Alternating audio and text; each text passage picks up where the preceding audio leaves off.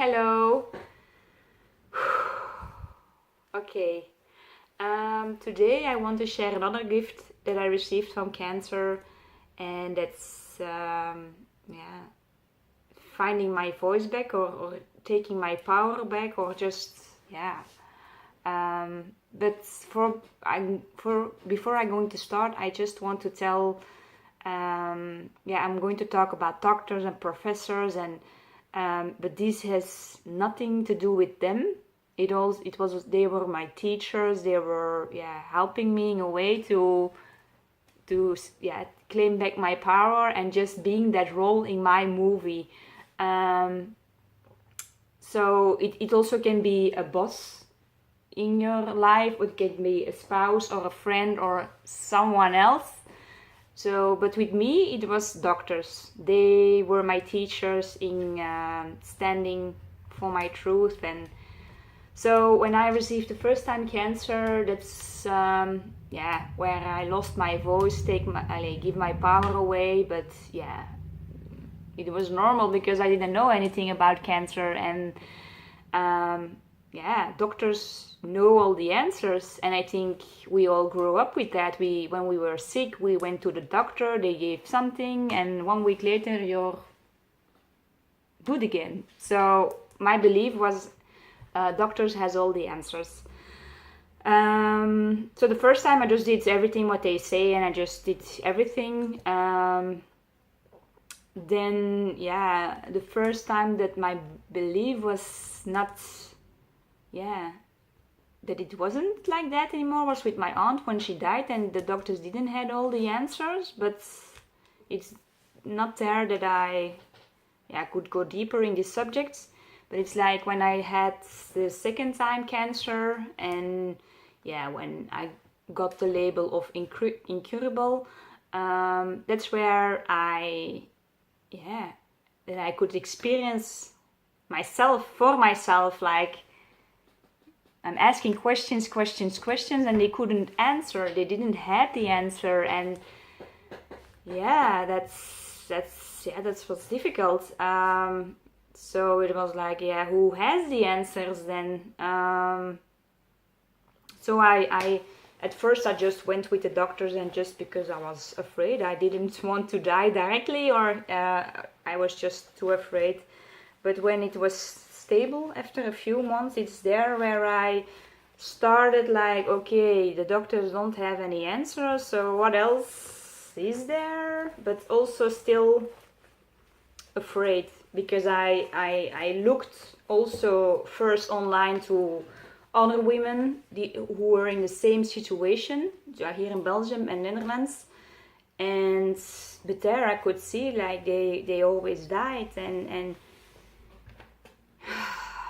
they didn't find the answer outside of them. So it was me. I wanted to help myself in this journey with the doctor. So it was like I'm also becoming my own doctor.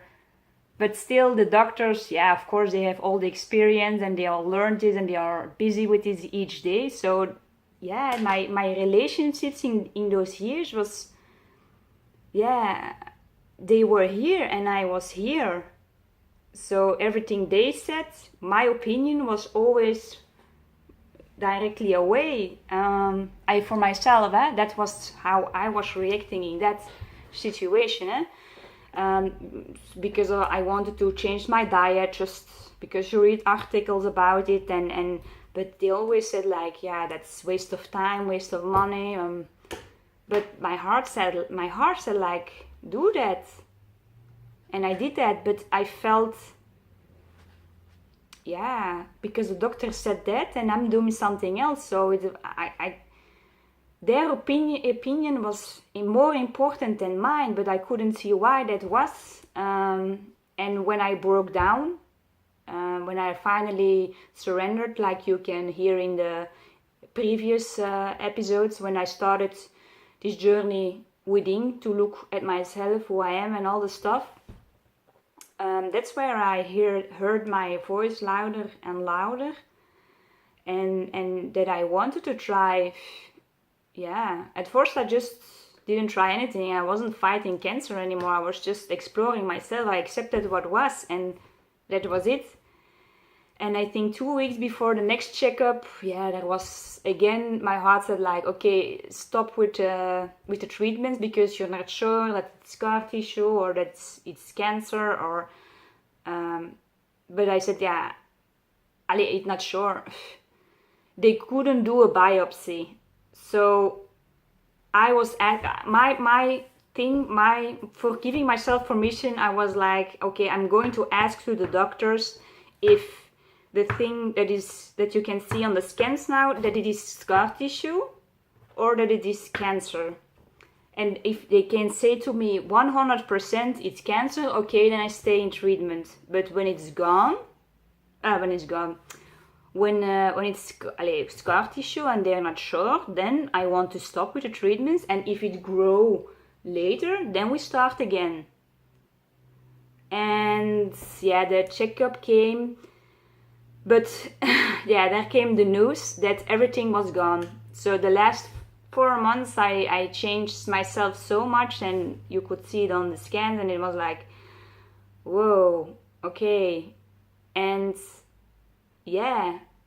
but also my intention was to stand up for myself, and now hearing that everything is gone, that's just the last go. Like you did something and you can stop now and we'll see later. So that's what I said to the doctors, and that was my truth, and I could see like how other women were dying and had experienced, and the doctors, they can never feel what you are feeling in that moment. They can study so many different women, but they didn't have the disease. I had a disease, and I'm feeling, and I'm exploring, and I'm learning, and this is what my heart was telling in that point, and I stood for it. But that was so hard the first time because the doctors were coming back with their truth, and they said like things like, okay, if you stop now and it will come later, it will come back later, then it will be on places where we can't help you anymore, and then it's much worse than now, and so you need to have to stay in treatments. But I was, no, if there's nothing, then I don't want to. We'll see when it's back there. And it was back and forward, but I felt so small. And the day before the checkup, I felt like, okay, I'm just going to say it if they're not sure what it is at the moment, because they couldn't take a biopsy. Then I just stop, and I was just very sure of myself, and I was like, okay, because I just had done so much work on myself, and I had also I knew from experience from the past, when they took a biopsy here, when they find something here, that they had to take a biopsy because they weren't sure that it was scar tissue or it was maybe cancer again. They need to investigate that. And then they did first an echo, but they said, we can't see it, we're not sure, but we're going to take a biopsy. And then it was scar tissue, so if it happens there, why not in the lungs? So that was my intention, going to the checkup and saying, okay, if it's scar tissue, like here, then maybe I can stop. But then they said there is nothing, then for me it's like, okay, then I stop. If there is nothing there, then I just stop. But that was a very hard conversation, and I know leaving that conversation, the doctor said to me like, never change a winning theme, and that touched me so deeply. But I said to him like, you only have to believe in yourself, and then everything is possible. And then he said like, okay, if you say so. And then I could finally go home, but I felt so small, I felt so bad, and the day before I felt so much energy. I believed in myself. I just was, I could feel this change again. I could feel like, why this opinion of the doctors, why is it here? And I am here because the doctors are there to advise me, and that I forgot. And now it was like the first start of claiming my power back, but I was like, oh, that this is scary, and then I was telling to the outside world, to friends and family, okay, I stopped the treatments and we'll see you later. And then their opinions came from, oh, I'm curious how long it's going to last, and you have to go back, you're crazy. And I just felt more shrinking. I felt so much more fear. I just felt this shift again to negativity and to the focus of living and believing, and just like, just believing the opinion of others and not my heart that was calling me. So it was overruled, or it was like so much bigger in those 3 months. So when I went back to the checkup, then it came back. It was very small, but it came back. But it's there where my heart yelled like, no, don't go back, don't.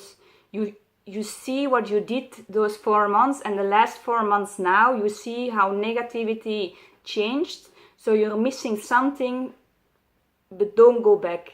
So there again, the doctors was like, you have to go in treatment again. Okay, you can, at 12 o'clock, you can put on the treatments again and all the stuff. But I said, no. Okay, at first I cried, and I just said, no, I want to think. And then I said, no, I don't want this. And then the doctor said, like, you don't have to think about it, and you don't have to wait like 6 months. Because then you will be gone, or it will be much worse, and we can't help you anymore. But I left the hospital, and I stood for my truth, even though I didn't know what the next step was. But I was there. I felt this shift, like, okay, the doctors are here and I'm here, but we are equal, and he's just advising me to do something, but my heart is telling something else, because I have all this experience and with all these other women and all their stories and all their journeys, and my belief system was something else than the belief system of the doctors. So it was there that we broke up, and each went their own way. And from that point on, I learned to listen to that voice inside of me. Of course, at first I was just in so much fear because I didn't know what to do anymore. So it was a couple of months in the head and still fighting. But it was also part of my journey to go further in myself and to go deeper, and just, the last missing step, that was exploring my inner world, and I put everything on my inner world.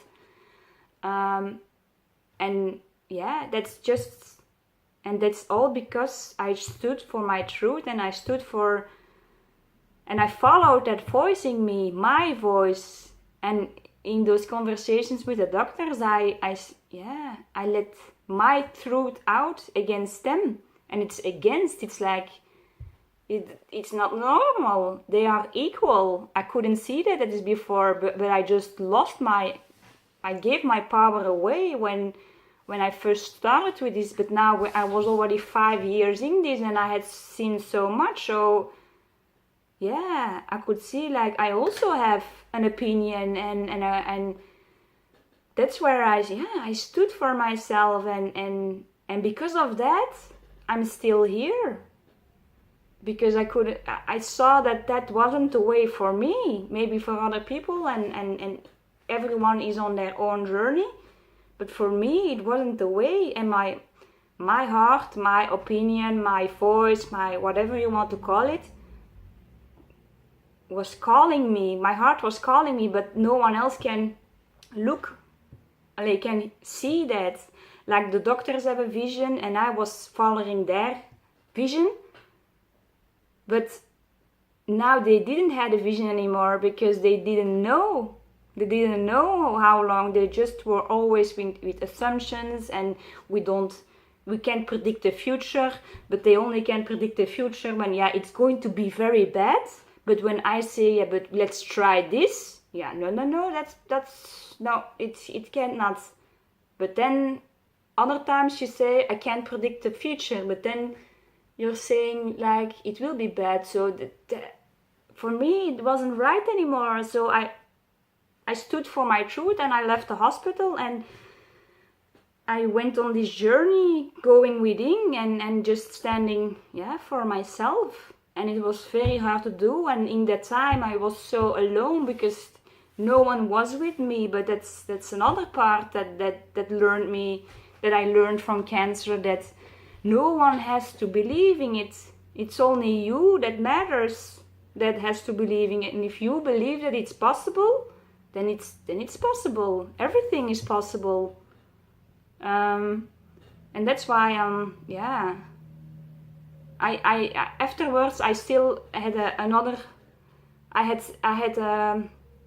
the doctor said like to me, don't wait like for 6 months. So those 6 months passed, and I still had the portocatheter. I don't know how you say it in English, but where they put the treatments on and all the stuff. But at that time it was like, after 6 months I'm still okay, and doctors said something else, and it was like, yeah, I want this thing out of my body because I'm never going to do treatments again. And that having that thing in my body, it's saying to myself, I don't believe in you, I don't believe what you're saying. And yeah, I called to the doctors again and asking, I want that removed. And they said, no, we don't want to do it because it's not responsible to take that away, because if you want to use it in the future again, then we can't put it back. But I said, like, I don't want to use it in the future anymore. I don't need it anymore. So this was for my subconscious mind. This was plan B, but I was sticking to plan A. I was experiencing in that I'm still alive, and so I believed in my body that it could heal itself. So I said, no, I want it out. So they didn't want to. Well, then I go to someone else who wanted to do that, and now it's gone. And yeah, again, it was another test of the universe, like, how good are you now for standing for your truth against the doctors? But I did. Of course, it hurt somewhere, so it was another deeper healing for myself. But I stood for myself. So, and because I've stand for my truth, even though it was very hard, it's because of that I'm still here.